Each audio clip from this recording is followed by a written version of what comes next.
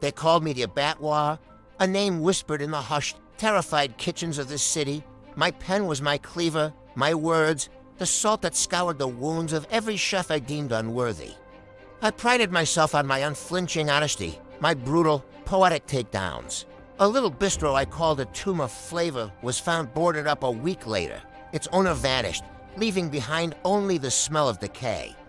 A trendy sushi bar I described as serving fish that screamed from the plate was shut down after customers reported hearing faint, agonizing cries from the kitchen. Coincidence? I told myself. The power of suggestion. But then came the Gilded Spoon.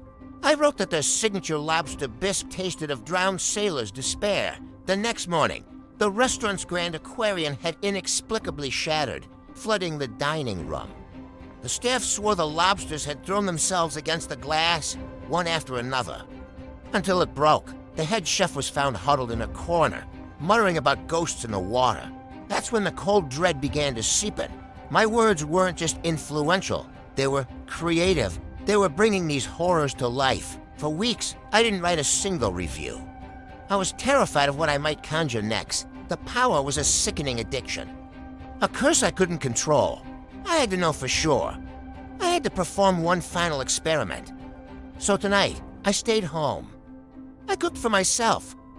A simple steak, medium rare. I plated it with care, sat at my empty dining table, and took a bite. It was fine. Uninspired. Forgettable. Then, I picked up my pen, my hand trembling. I began to write my final review, a critique of my own culinary failure. I described the steak as tough, sinewy, a flavorless slab of something that had fought its final, desperate battle on my plate. I wrote of a metallic tang, a coppery taste that coated my tongue like old blood. I wrote that the meat felt strangely aware. And now I sit here in the dark, the pen dropped from my numb fingers.